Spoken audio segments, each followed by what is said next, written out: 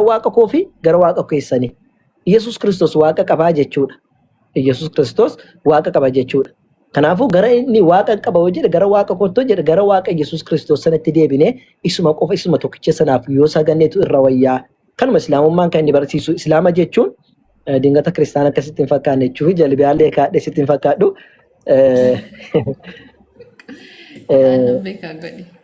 Musliimoonni waaqa sadii gabbaruurraa rabbiin nu dhorka. Maal jedha? Boqonnaa 4 lakkoofsa 171 irratti yaa warra kitaabotaa jedha. Ahlal kitaab jechuun kiristaanotaaf yahudotaa yaameeti maal jedhee amantii keessanitti daangaa hin darbinaayyuu. Maal jechuudha? Yesus Kiristoos sadarkaa isaa malee ol fuutanii waaqayyo isaaniin jedhina daangaa ittiin darbinaa jedheen warra kiristaanaatiin. Warra yahudaatiin immoo Yesus Kiristoosin isin ilma diqaalaatiin jedhinaayyuu jedha. Yahudoonni Yesus Kiristoos diqaalaadha jettee amanti.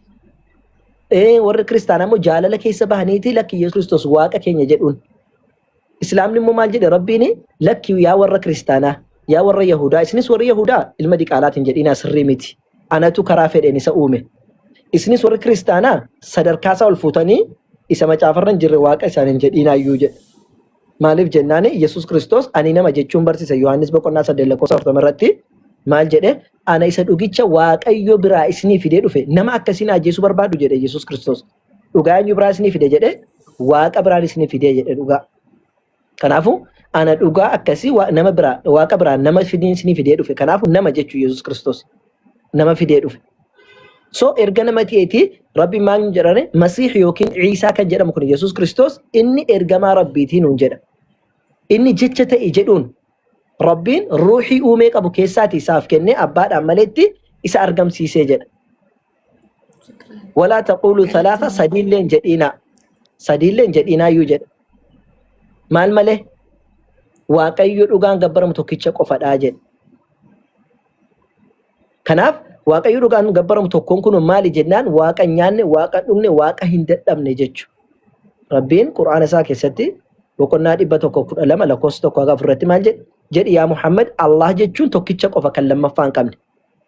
Ammallee ka hirkoo waa hundaati. Kan namni hunduu isa kadhatu, kan namni hunduu isatti ba'u, kan namni hunduu itti haajomudha. Allahn sun lam yalid walam yulad. Allahn waaqni hin dhalatus hin dhalchus. Isa amma waaqayyo kunoo ilma qaba jedhan hin dhalchu. Waaqni ilmarraa ittiin haajomu ilma. Yoo barbaade ergamootuma akkuma Musee akkuma warra kaan ergaa ture erga malee kophaatti ilma dhalchee wanti inni erguuf hin jiru. Kanaafuu hin dhalchus hin dhalatus waaqni nuun jedha. Ammoo walam yakun lahu kufuwan ahad kan isa fakkaatu illee hin jiru. Biixee yella'u. Yani wanni isaan gitu hin jiru waaqayyoon. Namni waaqayyoon gituu hin danda'u. Ergamoonni waaqayyoon gituu hin danda'an. Isa fakkaachuudhaan danda'an. Namni waaqa fakkaachuudhaan hin danda'u nuun jedha. Kanaaf waaqni sun maalin irree jennaan ammas kan hin rafnedha nuun jedha. Boqonnaa 2 lakkoofsa 256 irratti Allah jechuun kan bara baraan jiraataa ta'e kan jalqabaa fi dhuma hin qabne ammoo kan hin dadhabne kan hin rafne rafiiti miti mugaatiin illee isa qabu jedha Quraana keessatti. Laa ta'khudhuhu sinatun walaa noom jedha. Rafiitis ta'e mugaatiin maangalaa jet hin qabuuni jedha Rabbiin subhaanahu wa ta'ala. Tole kan hin rafne waaqa ta'a. Kan hin nyaanne waaqa ta'a. Kan nyaachisu ka obaasu waaqa qofadha jechuudha. Allah nyaatatti naajomu boqonnaa 51 lakkoofsa 56 irratti Rabbiin maal jedhe maa uriidu minhum min rizqiin. Ani namootarraati waan akkana nyaachisan hin barbaadu ani waaqa waan hin ta'eef jedhe. Wamaa uriidu an yuximuun akkana nyaachisan illee hin barbaadu akkana obaasan illee hin barbaadu akka waan haa godhanis hin barbaadu. Maal malee ani ofii kiyyaa nyaachiseen obaasaa jedhe. Taadaa maaliif anaa fi obboleettii keenya kana uumeere Rabbiin jennaani achuma irratti maal nu jedhe wamaa khalaqxul jinna wal insa illaa liya'buduun. Bakka namaaf jinnootas ta'e waa hunda seexaanumallee jalqaba waaqayyo kan uumeef kaayyoon isaa maal ture akka isaaf sagadaniif ture. Seexaanni didii haa dhiisu iyyuu malee inni wanni inni uumeef maal inni anaaf si akka isaaf sagannuuf jechuudha. Waliigallee Allaadhaaf akka sagannuuf qofa nu uume isaaf qofa saganna jechuudha. Kanaaf Yesuusin dabalatee ergamoota waaqa keessaa jechuu kiyya Gabreelii, Mikaa'elii, Goorgisii hunda dabalatee maali jennaani gabrootan isaati nuti. Quraana keessatti boqonnaa 4 lakkoofsa 172 irratti Yesuusis ta'e ergamoonni waaqa keessaa gabricha rabbii ta'uu irraa hin uffanii jedhe. Gabricha rabbii jechuun isaaf bitamuu isa jala deemuu jechuudha. Isaaf ajajamuudha garbicha rabbii ta'uun. Isaayyaas boqonnaa wangeeluma keessatti Isaayyaas boqonnaa 42 lakkoofsa tokko irratti Yesuus Kiristoosin illee garbicha koo jedhaan. Maatiyos wangeel keessatti illee garbicha koo jedhaan Yesuus Kiristoosin. Abdi jechuudha. Afaan Armaayikiin abdi jechuun gabricha jechuudha. Kanaaf Yesuus Kiristoosin garbicha koo yoo jedhe anaa fi ergamootaan illee garbicha koo jedhe garbichi Rabbii immoo gooftaa isaatiif ajajamuudha wanni inni qabu jechuudha. Garbichi gooftaadhaaf ajajamuudha waan taateef Waaqayyo tokkicha sanatu jira isaaf ajajamna. Ammallee as deebinee ati mirga kee kan argachuu dandeessu akka nama tokkotti immoo akka nama tokkotti mirgi dubartii kan kabajamu Islaamummaa keessatti. Maaliif jennaan ni tokkoffaa nageenyummaa kee eeguudhaa fi Rabbiin Quraana keessatti boqonnaa 33 irratti maal jedha? Yaa Nabi Muhammad sallallahu alaihi wasallam dubartoota keetti himi mu'mintoota yookiin amaanyotitti himi warra amananittis himi maal haa ta'u akka dubartiin mataa ishirraati amma godaatti gadi uffattu jedheen. Maaliif jennaani dubartiin fakkeenyaaf amma utuun iddoo ta'e dawatti si argadhe si biraan darbu'an. Kabiraallee utoo dawatti si argadhe si biraan darbu. Si miidha jechuu kana jechuun waan biraan miti. Namni jireenya isaatis barbaadee osoo hin taane bakka achi liji qoonjoonaas jedhee karaarratti si lakkafaa, si cinqaa, si rakkisaa, waan fedhe si godheeti si bira darba jechuudha. Si galeera. Tole. Kanaaf amma dargaggeessi jiru hundumtuu si arge karaatti si miidha jechu. Utuu uffattee jiraatte immoo maa tokko si miidhuu hin danda'u. Maaliif jennaan si sodaata jechu. Dubartii uffattu dhiirri ittiin dubbatu. Garuu atoo yoo kan uffattee deemtu taate yoo kan of kabajjee deemtu taate si kabajan si sodaatan duriyyeen sitti hin buutu jechuudha. Nagaan baatee nagaan galta. Maaliif jennaan kana gaafa dubbatu Rabbiin subhaanahu wa ta'ala maal jedhe akka warri duriyyeen qalbii isaanii keessa dhukkubni hin buune yookaan immoo namni qalbii keessaa dhukkuba qabu akka ishee hin miineef jecha Rabbiin kana ajaje jechuudha. Si galee? Kabiraadha fakkeenyaaf dubartiin tokko osoo haati abbaan irraa du'e yookiin haati qabeenya qabdu irraa duute dhaalan argattu akka kiristaanaatti akka wangeelaatti sin jedha akka mootummaatti miti akka biyya keessaatti osoo hin taane akka macaafa qulqulluutti dubartiin kiristaanaa tokko waa dhaaluu hin dandeessu. Abbaarraas ta'ee haadharraas dhaala dhaaluu qabeenya dhaaluu hin dandeessu hin jiru macaafa keessatti. Akka islaamummaatti garuu Rabbiin subhaanahu wa ta'ala maal jedha boqonnaa arfaffaa keessatti lirrijaali nasiibuun mimmaa taraka alwaalidaani wal aqrabuun dhiiraaf gaheetu isaaf jira waan haatii fi abbaan maatiin dhiisanirraa du'anirraa. Walin nisaa'i jedhe dubartiidhaafis nasiibu mimmaa taraka alwaalidaani wal aqrabuun haatiif abbaan waan dhiisanii deemanirraati dhaalatu isheedhaaf jira jedhe laal dhiiraafis dhaala jira dubartiifis dhaala jira. Garuu akka amantaa biratti dubartiin hin dhaaltu jechuudha. Waliigallee hin dhaaltu dhaaluu hin dandeessu. Kabiraati waan ajaa'iba ortodoksii erga ta'uun kennu olleeti macaafa kana keessatti maal jedha macaafa Eksimiyaaros jedha macaafni kuni macaafa kana keessatti dubartiin warra addaanaas jedha maaliif akka jedhu garuu hin beeku dhiifama naa godhe macaafatu jedha baasii si agarsiisa si agarsiisu.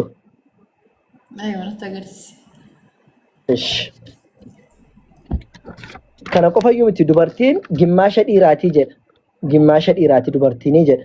Arfan beektaa laata nan dubbisaa yoo wanne jechuu baattes macaafni akkuma ammasiin jedhe kun macaafa kana kun akkasumatti sii bana fiiloo 154 afaan Giizii yoo beekta taate yoo beektu taate nusitti hima ክፍል 2 ላይ ይሄው ክፍል 2 jedha. እሺ asdeebine maal jedha lakkoofsuma tokkorra jira.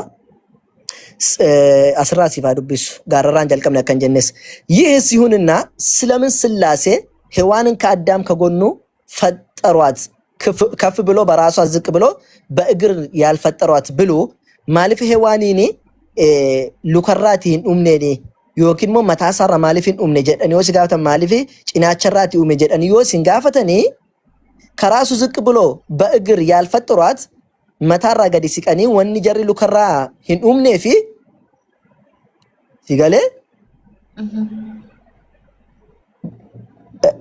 እሺ maal jedhe yaalfaxxurat bilu kaf ብሎ ከራስ ቢፈጥራት ኦቶል ሲቄ mataarraa uume jiraate seet kuruunaat dubartiin sulmaayyuu boontuudha የባሰው በኮራች ነበር ኢኑማ ኮርቲ ቱሬ ኒ ቦንቲ ቱሬ ጀ ዝቅ ብሎ ከእግር ቢፈጥሯት ኦቶ ገድ ሲቀኒ ሞሉ ከራ ኡመኒ ጅራተኒ ቢሆን ኑሮ ኦቶ ኡመኒ ጅራተኒ ሴት ወራዳ ናት ምታይሽ ከሆነ ሴት ወራዳ ናት የባሰው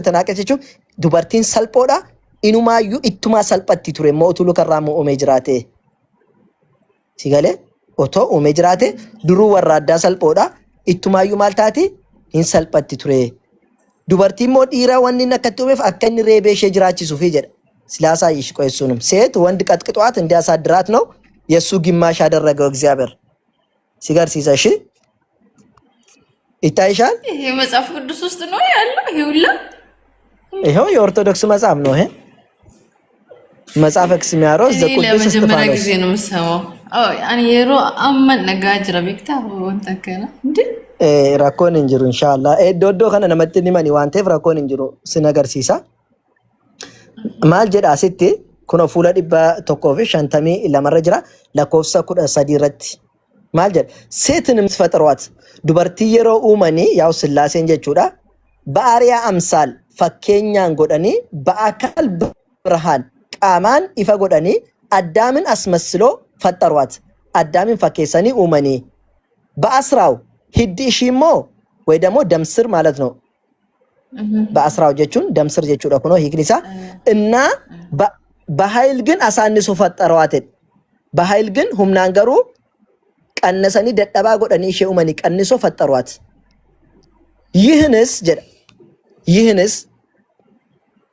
እንደምን ነው ብሉ ኩኖ ማሊፍ ጀናን ወንት ሸ ገዲ ቀበኒ ኡመኒፍ ማሊን ጀናኔ የወንዶች አስራው ሂድ ዲራ 666 ቀበዱ በከነት 666 በይታ ወራማ ሰይጣን ነው ምናምን ይላሉ 600 ስለዚህ ሰይጣን ናት ማለት ነው ሴት 666 እኮ ሴት ነው ሰይጣን ነው ምናምን ይሉ አይደል እንዴ ሴት ሰይጣን ናት ታዳ በነሱ ድረጅ እሺ ሶሪ የወንድ ምንድነው 666 ነው የወንዱ ደምስር ሂድ ዲራ ሜቀዳ ዲበጃፍ ጃተሜ ጃደ ከዱበርቲ ሞላላ ግማሽ ዲራ ከሸንታት ወንድ ጉልበቱ ኃይሉ ብርቱ መሆኑ ስለዚህ ነው ወንኒ አባ ሁምናፊ ጀባቴፊ ዋን ሂደ ዲበጃፍ ጃተሚ ጃቀቡ ፊ ጀደ ዱበርቲ ነው ለኩኖላል የሴቶች አስራዋ ሂድ ዱበርቲሞ 363 ግማሽ ዲራምቲ ግማሽ ስለዚህ ዱበርቲን ግማሽ ዲራቴ እቹዳ ግማሽ ዲራቴ ሄደሰነሞ ሰሙ ኬሳን ቢሰኒ ሉቀ ኬሳ ዱግዳ ኬሳ ኢሳን ቢሰኒ ኢምቤክኑ ኑቲ ግማሽ ዲራቴ ዱበርቲን ጀቹ ማሊፍ ጀናኔ ነው በርሲፍ ነድራን ዲ ያኒ ወንታ ተቆጥቁ ነው በርሲሳ ቱራን ያኒ አቦሊን ከኛ ወንታ ከና ዱጋር ተገኘ ሲነርግንስ በከከና ዋቀዮቲ በርሲሰ ደኔ እርጊ እሺ እና ማሊፍ አከኒ ደደባ ጎደ ሞ ሲገርሲሳ አከ ሼሬቤ ገዲ ቀቤቱ ሙፊዳ ማል ጀደ የሴት ኃይሏ ጉልበቷ ደካማ መሆኑን ስለዚህ ነው ደደብዱ ተወንዱ በርቲን ከናፊ ዋቀዮ ደደብዱ ጎደ ሲኑ ሜቹ ደጋፈሲን ኡሜኒ ደካማ ሆኖ ስለዚህ ነው ጀደ ታዳ ለምንድን ነው ታዳ እንደዚህ ደካማ አድርጎ የፈጠራት ጀና ኩኖ ሲትመኑ ስለምን ስላሴ ማሊፍ ስላሴኒ አባ ኢልማፍሩ ቁልቁሉን ጀርሱን ሲፈጥሩ ወንድን በኃይልና በጉልበት ብርቱ አድርጎ ማሊፍ ዲራ ሁምናን ጭማ ጎደ ኡሜ ዱበርቲሞ ደደብዱ ማሊፍ ጎደ ኡሜ ፈጠሩ ብሉ yojedani sigafatani ይህንስ ጥንትም ሲፈጥሩ ከነየሩ መጀልቀበ ኡመኑ ወንድን ለመገዛት ነው ሴት አገርቲ አቲ ዲራ ቢተሙ መለ ዲራ ቢቱ እንደንደሷቲ ዋን ንሲን ጀዳ አቤ ጀተ መታዘዝ ነው ያንቺ ስራ ወንድን ለመገዛት ስለሆነ ገዲ ቀቤ ዋቀየ ሱም ያከሳ ቢተምቱ ጀች ወንድን ለመገዛት አካቲሳ ቢተምቱ ጀቻ ዋቀዩ ሲጀምር የሩመ ኡመዩ ደደብዱ ጎዴ ከን ኡሜፍ አከሽን ሁምናን ዱበር ዲራ ጫልቴ ወነን ጀነ ዲራ ፈከሽን ቢተምቱ yo caalsne umne ma dira bulchiti kanafu dira bulchuun qabdu deet kana qofa akkareebe bulchu velocity mal jed ለመገዛት ነው ጀደ ሴትንስ ባህልና በጉልበት ብርቱ አድርጎ ቢፈጥሯት ኑሮ ጀደ ዱበርቲዮቶ ሁምናን ደንዴቲ ከቀብዱ ጭምቱ ጎዴ ኡሜ ጅራቴ ጀደ ባልተቻለችም ነበር እንደንደ አምቱ ቱሬ ጀደ ይህንም ይታወቅ ዘንድ ኩናኩማ በከሙፉ ዛሬ እንኳን አሩማ ዩዱበርቲ እንደጠብዱ ታቴ ጀደ አንድ ጠንካራ ሴቶች በጎልማሳ ጋር ታግሎ ለማሸነፍ ሲደርሱ ይታያሉ ኩኖ አራዩ ደደባታቴ ወምቴ ካቴ ዱበርቲን ኢረገን ገልቺቴና ለፋደው ካቱዩን አርጊና ጀድ አርጊቴ ከናፉ ማላከታቱ ፍሬ ስለዚህ መትቶ ቀጥቶ ሬቤን ይላል ሩኩቴ ጀቹና መትቶ ጀቹ ሩኩቴ ቀጥቅጦ ቀጠቀጤኒ እንዲያሳድራት አከሸቡ ሹፍ ጀቸ ዱበርቴ ዲሪ ብሎ ሴትን ባህልና በጉልበት ደካማ አድርጎ ወንድም ባህልና በጉልበት ብርቱ አድርጎ ፈጠራት። ዱበርቲ ደደብዱ ጎዴ ከኒ ዱሜፊ ጨጨብሴ ገረፌ አከ ቡልቹፊ ዲረሞ ወንኒ ጭማ ጎዴ ኡሜፍ ከናፊ ጀድ ታዲያ ሲን ጨጨብደኒ ገረፈሙዳፍ ጀቸ ኡመምተኒሳ ይሄማ ከባድ ነው፣ ከባድ ነው። ሰው የጻፈው ያላየነውን ጭራሽ አልሰማሁም። ይሄ ስንት ዓመት የኔ እንግዲህ ይሄ እንደዚህ አይነት ነገር አልሰማሁም። እዚህ ጋር እንዴት መጽሐፍ ቅዱስ ላይ መኖሩን ለምን አላስተማሩንም? ጭራሽ እኮ ነው ያልሰማነው። እንዴት ያው የኦርቶዶክስ መጽሐፍ ነው። አዋልድ መጽሐፍ ይባላል። አዋልድ መጽሐፍ ይባላል። ይሄ ብቻ አይደለም። አንቺ ስትወለጅ እኮ ክርስቲያን እንዳልሆንሽ ላሳይሽ። እዚሁ ላይ ክርስቲያን አልነበርሽም። እርግጥ አይደለም። እኔ ስወለድ ትክክል ነህ። እሺ ምን ነበርሽ? አይተው ለጊዜ አዎ ያንኑ መጽሐፍ ይሄ መጽሐፍ ስለሚያረጋግጥ ለሰዎችም ላንብብና ስትወለድ ወንድም ሴትም ነው። አንቺ ብቻም ሳትሆኚ ወንድም ሴትም ሲወለዱ ክርስቲያን አልነበሩ። ክርስትና መነሳት በ40 ቀን ነው። አዎ ልክ ነህ። ያ ደግሞ ካልሆነ ክርስቲያን አይባሉም። እዚች ጋር የምታይሽ ከሆነ 216 ገጽ ላይ ነው አለ። ምን ይላል? ይሄውም የጥምቀት ክርስትና አምሳል ነው። ኩኒ ፈኬኛ ጥምቀቲ ክርስትናቲ ወካሞ ፈኬኛ ክርስትናቲ ወንድ በ40 ቀን ሴት በ80 ቀን ክርስትና ካልተነሱ ዱበርቲን ጋፍ ቡልቲ ሰደተማ ዲርቲያሞ ሶሪ ዱበርቲን ጋፍ ሰደተማ ዲሪሞ በ40 ቀን ቡልቲ አፍርተመት ዮ ክርስትና ሂንካኔ ክርስቲያን አይባሉም። ክርስቲያን አይባሉም።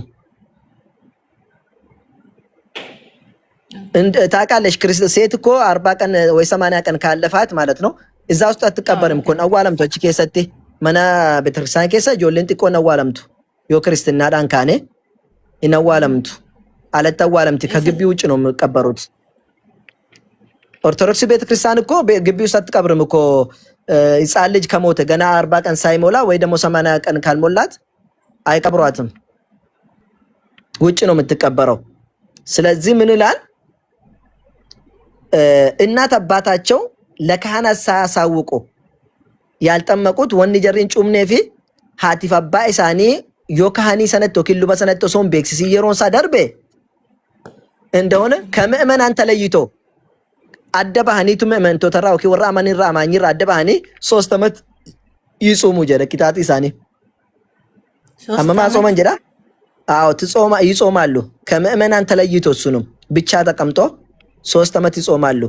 ክርስቲያንና ካላነሱ ልጃቸውን ለካህን ካልነገሩ ሉበትዮ ሂመኔ አከሸን ጩጳብቱን ጎኔ ማልጎዱ ወጋ ሰዲ ቆባባኒ ማልቶ ወጋ ሰዲ ቡልቲ ሰዲ ነምነ ረሶ ማራ ክርስቲያኒ ተካ ገነማ መገልገላቲ ቡልቲ ሰዲ እንሶሙ ደንዴ ቢሻን ዱጋ ጎጎራ ሊቅምሳዳ ዳቦ ኛቻዳ እንቁላሌ ፊፎን ብቻን ሶማ ጀደማ እንዴት ሳይበሉ ሳይጠጡ እንደ 3 ዓመት ጾማል።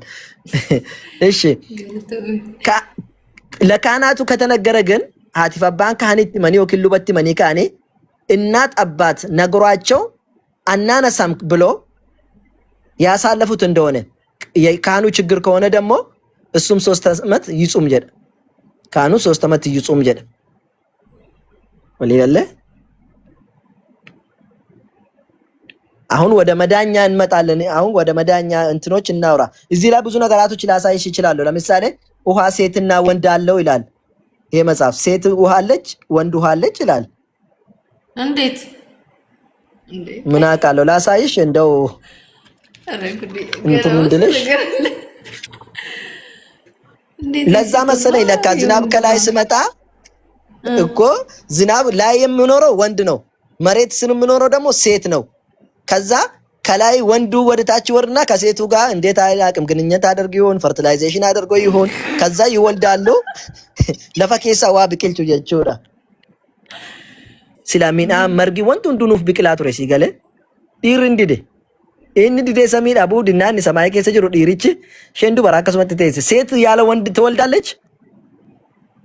ደንዴሲ ዳሎ እንደንዴሱ አው እኒ ዲራ ብር ሸንዱ በራብራቱ ነቂ ዳሉ እንደንዴሱ ከና ቦካሮ ማለ ሚን አንብቅሉ እንደንደው ጀቹ ይሄ እንዴት አደርገሽ ነው የምትወስጂ? እንግዲህ ከባድ ነው።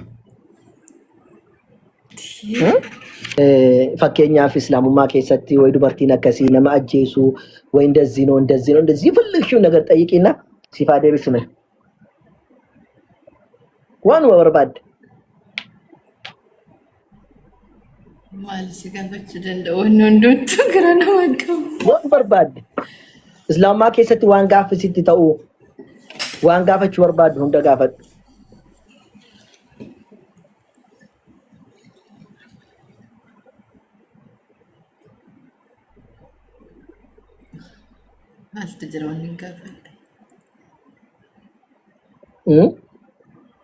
Waa islaamummaa dhageesseen beektu waan namni waa jedhu islaamummaadhaan. Dhageessira amma sa'aatii kanaan bitaa yuutuubnis waan baay'ee nu barsiisa. Yuutuuba keessatti waan baay'ee argaa ta'eef wanta naaf hin galle achitti nan laala yuutuubii. Isti gaafadhume islaamummaarraa. Jechuun jibbaafis waan baay'ee naasawanii sun dhugaa jira moo hin jiru sitti himaa. Andaandee waan ageesse gaafattee jechuun ati jettee jechuudha miti fakkeenyaaf si galee. Fakkeenyaaf amma islaamummaa keessatti akkasidha jedhanii waan hin taane dubbatan situ jedhe osoo hin taane waan ageesse gaafataa jirta adda baafachuudhaaf. Si galee wanni kun hagam tokko dhugaadha jettee waan barbaaddee gaafadhuuste. Sila ጾምም ስለ ሰላትም ስለ ሴትም ስለ አምላክም ስለ አላህም ስለ ነቢ ሙሐመድም ደስ አለሽውን ነገር ጋፈጥ.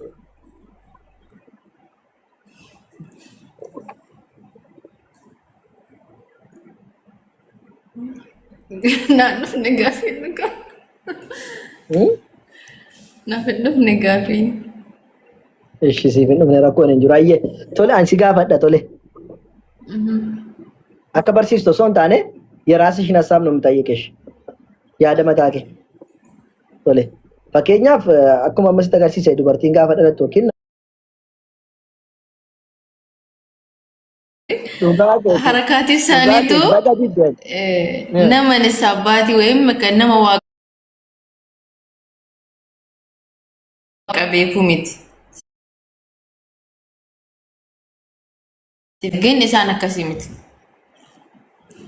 Garaagarummaa guddaa qaba. Kanaaf dhugaadha. Amma quraana keessatti kanan dhorka quraana keessatti maal siin jedha beekta boqonnaa 29 keessatti waqaala alladhiina kafaru lilladhiina amanu jedha. Warroonni kafaran kiristaanonni warra amananiin ittabi'u sabiilana mangadaachin takatalu አንዴ ቆይ እንትን አመጣብኝ አሰብት ማደርጎ ነገር አለ ኦኬ ማል ጀደኒ namoonni kafaran warra amananiin maal jedhu መንገዳችን ተከተሉን ንሆርዶፋ ወልነህሚል ኸጣያኩም የናንተን ኃጢያትን እንሸከማለን ይላሉ። በዲኬስ ስኒባና ከራከኝ ንሆርዶፋ ጀዱ ወሪ ክርስቲያና ሙስሊሞታን ለምን ወይ ኢየሱስ ኃጢያታችሁን ሸከማ ወይ የነፍስ አባት ኃጢያታችሁን እንትን ይላልና ተመለሱ ወደዚህ ይላሉ ወደኛ ነው ይላሉ።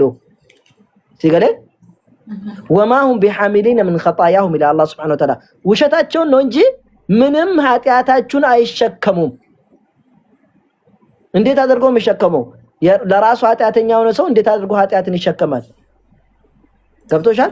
ከናፉ ዋን መንታነ ጩቡንም ተቆጥንም ተቆን ጋፈተሙ ጩቡ በዲን ደለግ ነው ፊት ጩቡን ባተቱ ሲገለ ትንቢተ ሕዝቅኤል ምዕራፍ 18 ቁጥር 18 እስከ 20 ላይ ምን ይላል? ራሷ ወንጀል የሰራች ኃጢያት የሰራች ነፍስ ትገደል ይላል። ልጅ ስለ አባት አባትም ስለ ልጅ አይጠየቅ ጀደ መጫፍን ጉልኩሎ ሉቡን በዲዮ ፊት ደለግ ኦፍ ያጀፈምቱ አባን ilmoodhaaf hin gaato ilmis abbaadhaaf hin gaafatamu jedha macaan si galee kanaafuu wanni jubbuudhaaf nu gaafataman tokko hin jiru jechuudha. So galatoomi kabira gaaffiin ko itti aanu fakkeenyaaf akkuma isin jedhe ergamoonni illee waaqa tokkichatti waamaadha turanii wanni sillaasee jedhamu duriin turre Yesuus jedhanii warra yeroo amma waaqeffatan waaqechaadha turanii Yesuus Kiristoos waaqa jedhe illee barsiisaadha hin turre haa ta'u iyyuu ammoo isa durallee namni waaqa Yesuusin jedhee isaaf sagadaa isa kadhataas hin turre jechuudha. Kanaaf waaqa tokkicha Yesuus Kiristoos isaaf sagadaadha ture.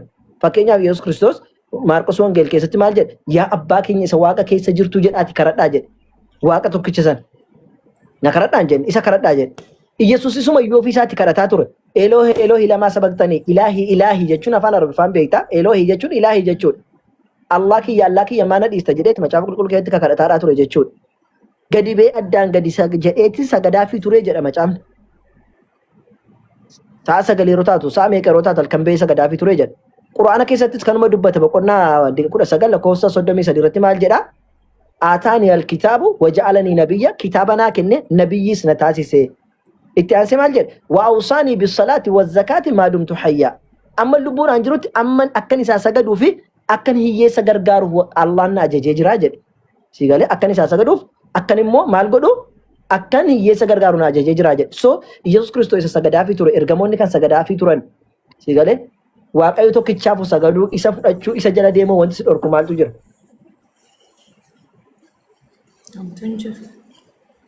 تنجر تولي وانت ilma namaa akkaati isaaf sagadus taa'e soo maaltu jira fakkeenyaaf Yesuus Kiristoos akkuma isin jedhe Yohaannis Wongeel boqonnaa 8 lakkoofsa 40 irratti ana dhugicha isa Waaqayyo biraa fidee dhufe nama akkasiin ajjeesuu barbaadu jedhee Yesuus Kiristoos nama ta'uu isaa dubbata jechuudha.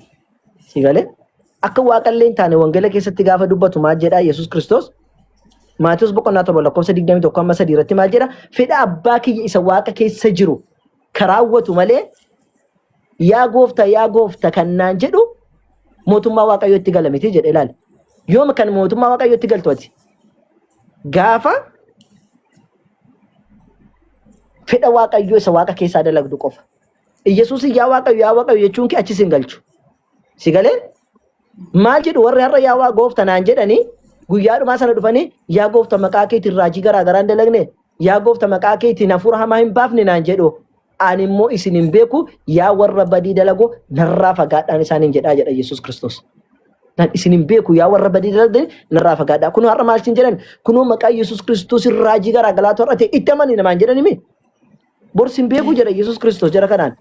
Du'a kaasni maqaa Yesuus Kiristoosiin jedhu. Maqaa Yesuus Kiristoos hafuura baafne jedhu. Isin hin beeku. Kana osoo hin taane kan jannata sin galchu maqaa eenyuun raajii godhama ilma oola. Raajii meeqatu godhama? Sigalee kanaaf raajii isin sanaaf osoo hin taane yoo jecha yookiin fedha Waaqayyo isa Waaqa keessa jiru yoo isa ajajamtan qofa jedhe. Saniifuu Yesuus Kiristoos maali namadha jechuudha. Hojii ergamootaa keessatti illee olaalee nama ta'uusaadha dubbata. Sigalee akkasuma Yohaannis Wongeel keessatti olaalee nama Naaziriit jedhamee Yesuus Kiristoos nama Naaziriit ta'uusaati. Lammaffaa immoo Oromoof hin ergamne si ጀምር እኮ ኢየሱስ ክርስቶስ ማለፍ አከኖች እንቁም ቤኩ ማለ ከኦሮሞ ውጪ ያሉትን ሰዎች የውሻ ልጆች እኮ ነው አለው። ቡችላ ታውቃለች? ቡችላ ኦሮምኛ ነው ማርኛ ነው? ቡችላችን ኦሮምኛ ኢየሱስ ክርስቶስ ማቴዎስ ወንጌል በቆና ቁረ ሸለኮሳ ደግደም ያፍረቲ ማል ጀደ አኒ ሆሎተ እስራኤሊ በደኒ መሌን እርገም ነጀ ሆሎተ እስራኤሊ በደኒ ድዋፍ መሌን እርገም ነጀ አየሽ ለኢትዮጵያ አልተላከም፣ ለአሜሪካ አልተላከም፣ ለአውሮፓ አልተላከም፣ ለአረብ አልተላከም። ከእስራኤል ለጠፉት በጎች ብቻ Israel keessa iyyuu warra badan duwwaaf ergame warra jiruuf miti warra waaqa beekan miti warra karaa Musee irra turan osoo hin taane warra badan duwwaaf ለጠፉት በጎች ብቻ kabade qofaaf ergame jechuudha. So dubartittiin tokko maal jette yaa gooftaa jetteen dhufteeti Yesuus Kiristoos yaa gooftaa mee mucaa kiyyaa hafuura hamaa tuqe kootu naa fayyisime jennaaniin maal jedheeni biddeena ijoollee fuudhanii ilmoo sareedhaaf hin kennani jedheeni buchullaadhaan asbi እንግዲህ ሴትዮዋ የት ነበረች? ሰመራዊት ነበረች። ወረ ሰመሪያ ቱርቴ ኦላ ወረ እስራኤሎታ ኢትዮጵያ ወረ ፈጎ ጅርተን ኦላ ወረ ሰመሪያ ኦላ ድንበሪ ሳኒ ቶኮ ኢየሱስ ክርስቶስ አችራን ደርቤ ለቀ ለለባራ ቱሬ በርጋ ወደ ናዝሬት ሲወጣ በዛ የወረ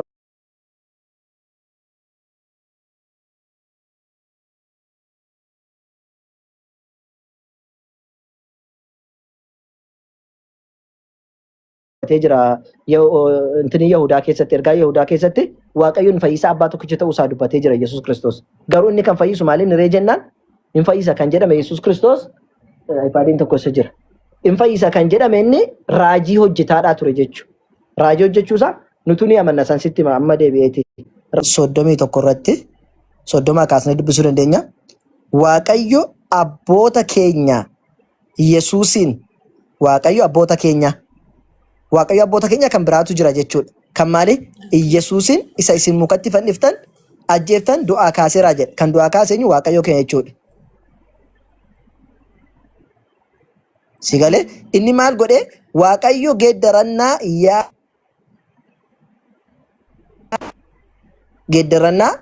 yaada garaatii fi dhiifamuu cubbuu dhiisuudhaaf Israa'eliif kennuudhaaf abbooma fayyisaa godhe gara mirga isaatti ol isa fudhatee eenyuun fayyisuudhaaf cubbuu Israa'eliif Itoophiyaadhaaf miti. Argitaame geeddarannaa yaada garaatii fi dhiifamuu cubbuu Israa'eliif ergame Yesuus Kiristoos. Bakka malee Itoophiyaadhaaf miti cubbuu dhiisuudha. Kan inni cubbuu keenya nu dhiisuuf jedhee Yesuus Kiristoos ajjeefamee fannifame ayidallam. Kunoo cubbuu dhiisuu Israa'eliif jedha. Cubbuu dhiisuu Israa'eliif kennuudhaaf. Walii galee? Waaw. Okay. Akkas cubbuu dhiisuu eenyuufi Israa'eliif jechuudha. Amma Yesuus Kiristoos raajii dalageera karaa raajii dhalateera nuti musliimoonni itti amannasan. Quraana keessatti Yesuus Kiristoos karaa abbaa irraa abbaadhaan maletti haadha irraa argamee jira. Yaadamuu amlaakaa adargamu waaqayyo san taasisuun. Fakkeenyaaf Addaamiin abbaaf haadha malee uume miti waaqayyo. Kanaaf waaqayyoon taane mi Addaam? Addaam waaqayyoon jennuuni haadhaaf abbaa waan hin qabneef. Tole. Amma faallaa Addaamiin eenyuun uume anaaf si uume miti haadhaaf abbaarraa. Addaam haadhaaf abbaa hin qabu ati garuu haadhaaf abbaa qabda faallaa isaa uume waaqayyo akka fedhutti. Tole. Hewaaniin immoo Hewaaniin abbaa qofarraa haadha malee uume moo uumne? Uumeeraame? Hewaani? Addaamiin bitaacha isaarraa argamsiiseen miti haadha hin qabdu Hewaan. Hin qabdu. Hin qabdu. Akkuma kana Yesuusin immoo maal godhe waaqayyo dubartii qofarraa abbaa malee uume jechuudha. Kun fedha waaqayyooti. Karaa afuriin ilma namaa uume jechuudha. Kun dandeettii waaqayyoo dandeettii isaa agarsiisuudhaaf akkuma Addaamiin haadhaaf abbaarraa uume anaaf si immoo haadhaaf abbaa nu godhe. Akkuma Hewaaniin dhiira qofarraa argamsiise. Uume hojjettu karaa afran natti himi. Karaa afran jechuun tokkoffaan Addaamiin haadhaaf abbaa malee uume. Akkas miti? Kanaafuu ilma namaa tokkoffaa kan uume haadhaaf abbaa maleedha. Tokko immoo abbaa qofaan haadha malee uume. Eenyuun Hewaaniin karaa lammaffaadha kun. Mitire? Anaaf siin immoo faallaa Addaamiin maalirraa nu uume? Haadhaaf abbaarraa nu uume mitire? Sirriidha. Karaa sadii jechuudha. Tole. Arfaffaa hoo Iyyasuus Kiristoosiin haadha qofarraa abbaa malee uume jechuudha. Sigalee karaa afuriin nu uume jechuudha. Ilma namaa kan jedhamu karaa afuriin uume jechuudha. Akkasii mitire? So Hewaan waan abbaa qofarraa uumamte waaqayyoon jennuun Iyyasuus Kiristoos waan haadha qofarraa uumameef abbaadhaan jennuun Iyyasuus Kiristoos lakkii minaamin jedhan. Sigalee kana qofa miti haadhaaf abbaa kan hin qabneetu jira. Kanumaarraan uumamne. Ibroota boqonnaa torbaffaa keessa dhaqxee dubbiste Malkasaadik kan jedhamu abbaa hin qabu, haadha hin qabu, idda dhalootaa hin qabu. Sigalee garuu akka ilma waaqayyootti bara baraan jiraataa jedha. Iyyasuus moo Malkasaadiktu caala jennaan Malkasaadiktu caala. Maaliif jennaan Iyyasuus haadha qaba, hidda sanyiillee qaba. Hiddi isaa galee eenyutti gala? Addaamitti gala Iyyasuus Kiristoos. Malkasaadik immoo hin qabu hidda dhalootaa. Sigalee hin qabu. Kanaaf waaqayyo dandeettii isaatiin uumeen. Erga uume hoo akkuma nama kamiiyyuu guddate jechuudha Iyyasuus Kiristoos. Wangeelarra olaalte wangeeluma irratti maal jedha seete? Iyyasuus Kiristoos gaafa waggaa 12 guutu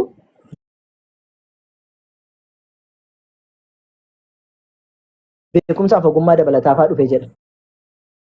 Taphatuufaa dhaqee baay'ee kamii dhoqqeedhaan taphataa ture jedha baay'ee agarsiisu ture si garsiisa ammallee barbaadde ijoollee taphataadhaa ture jedha dhoqqeedhaan.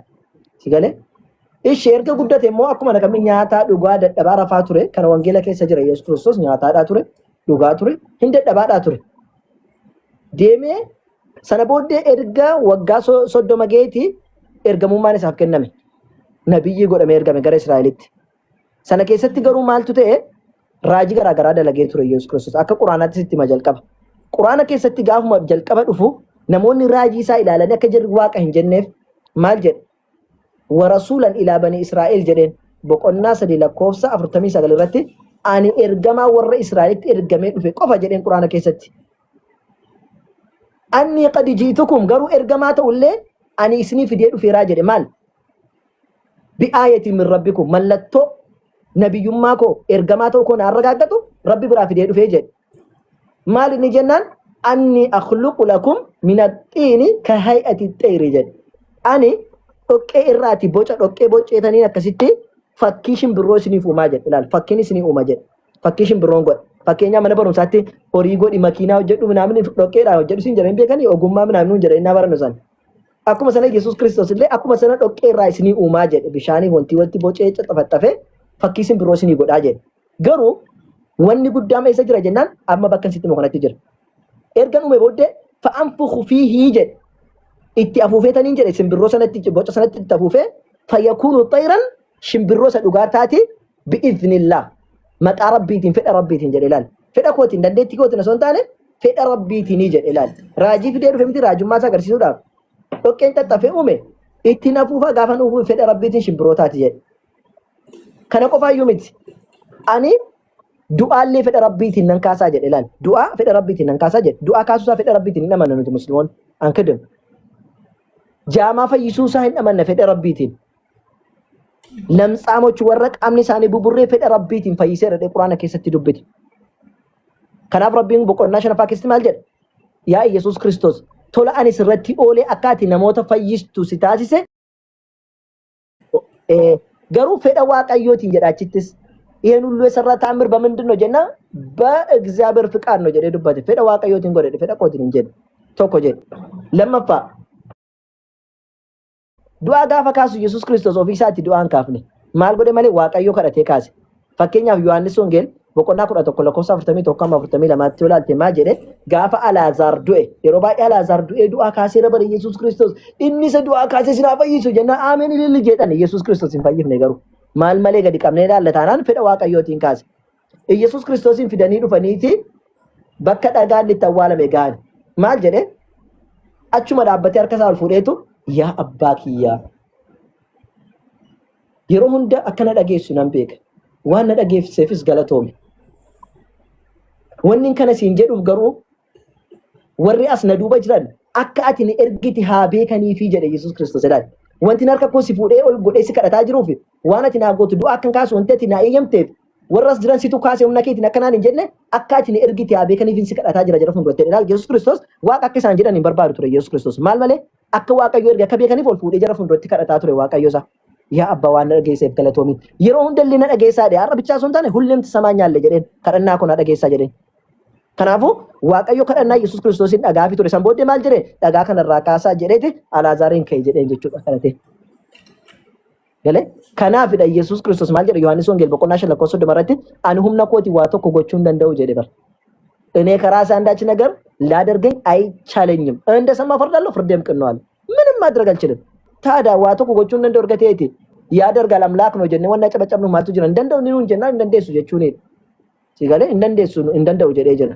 እንኳን ከነምቲ ዋን ዱበት ሁሌ ከራሱ አይናገርም ገርምሽ ዮሐንስ ወንጌል ምዕራፍ 12 ቁጥር 42 44 ላይ ዮሐንስ ለማ አፍርተም አፍረቲ ማለት ካኒን ዱበት ዱኩን ዱቢን ለይ ካን ኮሚቴ ጀደ ካኒሰነ ኤርጌቲ ሄደ ንግግሩን ካን ምናገረው ከራሱ አይደለም ኢሰ ኤርገራቲ ፉዳቴት በቃ ዋዋቀዮት የሚቆፈ ጎደ ኢየሱስ ክርስቶስ ታዳው ፊ ዋዱበቹ ዋጎቹ የማይችል ከሆነ ዋቀ ጀነኔ ሰሳገዱ እንበርባች ጀቹ ሶ asirratti waan si gaafachuudha barbaadu erga Yesuus Kiristoos ofii kiyyaa waaqachuun barbaadu jedhate raajisa agarsiisuuf jecha waan kana godhateeti eega inni ani ilma namaati jedhee dubbate indoo ilma namaa kan jedhu jaansi agarsiisu xiqqoosh ያው ቀልብሽ እንትን እንድል የሰው ልጅ ነኝ የምለው ኢየሱስ ክርስቶስ ላሳይሽ ባሴ ምዕራፍ ስንት ነበር ኦኬ ምዕራፍ 8 ቁጥር 40 ላይ ይኸው ማል ጀዳ በደንብ ትሙላታሜ ካሜራን ሙላት አኒ ዱጊቻ ኢሰን ዋቀዮ ኢራ ዳገሄ ኢስኒት ሂሜራ ኢስን ገሩ አነ ነማ አከሲ አጄሱ በርባዶ ደን ነማ አከሚ ነማ አከሲ ኢየሱስ ነሞ ፍንጀቻራሜ ነማ አከሲ አጄሱ በርባዶ ደን ከናፉ ኢየሱስ ክርስቶስ አነመ ጀቻ ጀራ ሰው ነው ካለ ሰው ነው ዋቁማኑ ምትካን ከኑ መጽሐፍ ቅዱስ ከኛረት ነማ ካንጆ እንጅራ ኩኒሱማ ባር ኩኒሳም መጽሐፍ ቅዱስ እኮ ነው ይሄው ዮሐንስ ወንጌል ይሄው ዮሐንስ ወንጌል እሺ ሙለታሜ ወንጌል ጩፌስ ጋር ሲስ ወንጌል ተውሳሞ ቆ ጩፌስ ጋር ሲሳ ላላ ረኮንቶም ካላስ አርጌ ወንጌላ ኩኖ ማቴዎስ ወንጌል ማቴዎስ ማርቆስ ሉቃስ ዮሐንስ ወጀር ገሞታ ሮማ አንደኛ ቆሮንቶስ ሁለተኛ ቆሮንቶስ ጋላትያ ኤፌሶን ፊልጵስያስ መጽሐፈ ኬሰን ኩኑ እንዲሳይሽ ሙላታ ዮሐንስ አማ ዮሐንስ ተማዋንስ ካኩሞፋስ ወርባድ ለኩናሱ መጀራ ካኩሞፋስ ሴራ ኡማ ሴራ ባው ሴራ ለወታ ሴራ ለኮፍሳ ሴራ ከሰረቢ ዋንቴ ጎዳኒራኒ ማል ጎዳናቦ ብላሮ ነው አለንትኔ አማድሞች ስሪት ስትሙላቱ ፈካታ ሶ መጫማ ከሰራ ስገር ሲያጅራ ከኛራ ምቲቶለ ወንጌል ራስ ጋር ሲሱጅር እሺ ከናፉ በከባኤ ዳጅራ ይችሎ በርባዶ ጀር ገሞታ ከሰለ ሲጋር ሲሱዳንዳ ከናፉ ኢየሱስ ክርስቶስ ኤርገነሞ ፊን ጀዴቲ ነሙማሳ ከነ ማሊፎ ኢየሱስ ክርስቶስ ያቲና መንጀነ አመነርገዱጋ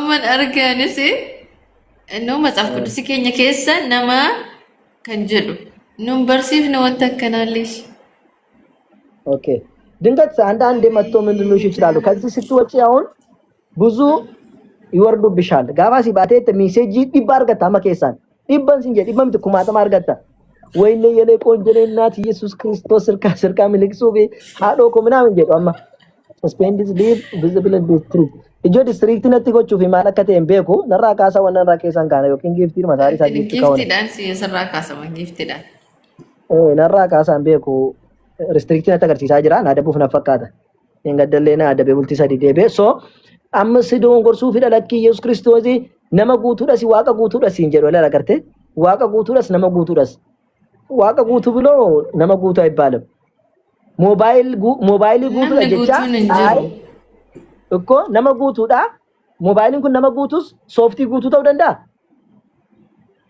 ሞባይል ጉቱ ጀናን ጉቱን ይሳዩሞ እንዲ ከሰ ጅሩስ አለ ጅሩስ ማሎዳ ሞባይል እሺ አሲቲ ሶፍቲ ጉቱ ደቶ ጀኑ ሶፍቲን ኩን ሶፍቲ ጉቱ ሞባይል ጉቱ ተው ደንዳ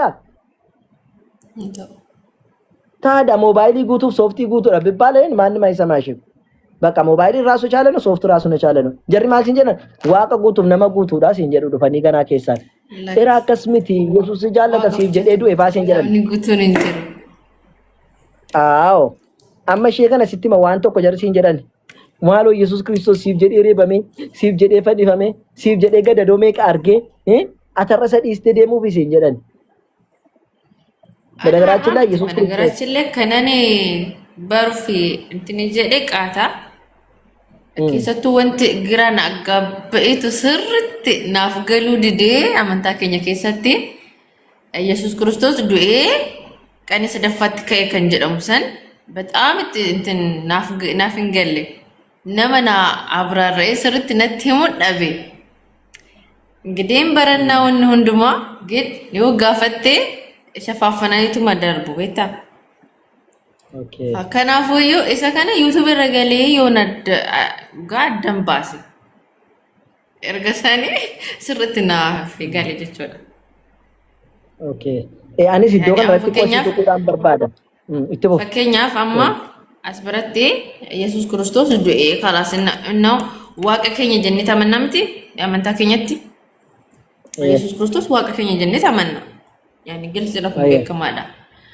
እና ዱኤ ሆጀ ደሞ ያኒ አስተግፍር አከሚቲ ያኒ ኑዳበኔ ደሙ ደንደኛ ምድሪቷ እንዴት አልተገለበጠችም እንዴት ቆመን ሄድን እንዴት ልንኖር ቻልን ከነናፍ እንገል ትሪ ሲፍገለ እና የሆነች ብረት ዩቲዩበር ተደቂ ፈዲው በዱ ኢየሱስ ክርስቶስ አልሞተም የተሰቀለው እሱን የሚመስል ነበር ነው የሚለው እሱን የሚመስል እንጂ እሱ አልተሰቀለም የሮ ነምኒ ሱኒ እኒ ሰቀለሙ ሱኒ ነምኒ ብራ ሰቀለሙ ቢከሳ ኢየሱስ ክርስቶስኒ ኤርገማ ዋቀዮቲ ገረ ዋቃ ዴሜ ሰሪዳ ዩቲዩበር ተንተ ነገይከና ያ የሮዲዮት ኢንሻአላ መሪ ዋይ ከናቱ ኩማ ኢየሱስ ክርስቶስ ዶረ ሞንዱ ከንጀዱ የሮዲዮት ኢንሻአላ ዋሚችነን የሳ ክርስቲያኖ ታፊ ቢዚ ዋኖ ጂዳ ተተፍ ማለ ዋሚችነን የሳ መሪ ሰነረት ለገቹ እንደሳ መጫፍማ ክርስቲያኖ ታከሳ ኢየሱስ ክርስቶስ ለክ እንዱነ በከሳ ከንዶ ሲሞኒ ከጀዱ ባሴ ኢንሻአላ ፊዴዱ ፉዳፊ ወና ቀባ ጃራ ተኮፋ ከሰት ቱቁሮ እስላሙ ማንን ኡፊንድሮዩ ጃራ ተኮፋ ከሰት ወሮኒ ጎነስቲክ ጀደመን ዮኪን ጀነስቲክ ወሮኒ ጀደን ፊ ወሬ ፓፒያስ ፋ ጀደመን ኢየሱስ ክርስቶስ ለክ እንዱነ በከሳ ከንዱኤ እኞ ካማ መቃሳ ድበጥ ቢከሳ ከሰት ከፈካቲ ከንዱ ተኮ መቃሳ መደን ቱሬ እኙ ቀራ እኙ ጀዳ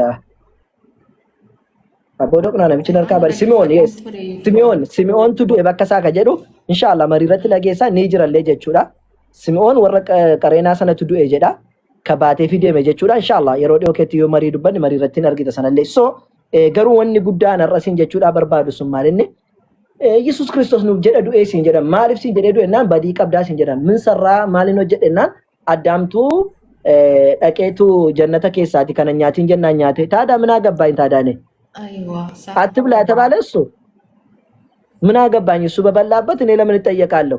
ዋንንኛ ተነጋፍተማ ነው ገራ ኮትኛኔ ሲገለ እኛን ነን። እሺ እኒ ተሳሰኤ ወይም እሺን ታሳሳቴ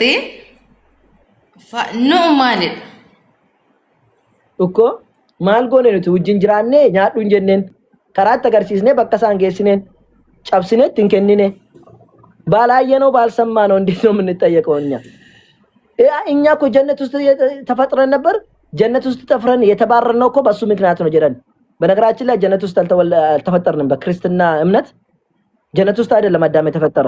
አውጥቼ ላሳይሽ እንደ የትኛው መጽሐፍ እንደሆነ እኮ እንደ ላሳይሽ እቺ ዋጥ ላድርጋትና ኢየሱስ ክርስቶስ አዳም ጀነት ከየት ኡመሜ ሲዲን ጀዳሚት ይጆ ሶ በደበር አዳም በክቲ ለፈረቲ ኡመሜ ኤርገ ኡመሜ በወዴዳ ገረ ጀነተቲ ጋፈ ቡልቲ ሜቃል ፍረተሜ ጋፈ ቡልቲ ፍረተማል ፍረተሜ ደማጫብኒ ክርስቲያና ወር ኦርቶዶክሲ ዱበርቲን ሞ ጋፈ ቡልቲ ሰደተማ ጀነተቲ ወል ፍረተመን ታዲያ የተፈጠርነው የት ነው? መሬት ላይ ነው። ታዲያ በቃ ኡመምነት ገደብኔ እቹ ለምን ችግር አለ? ላሳይሽ እኮ አንዴ እቺን ጉሩጭ ላርግና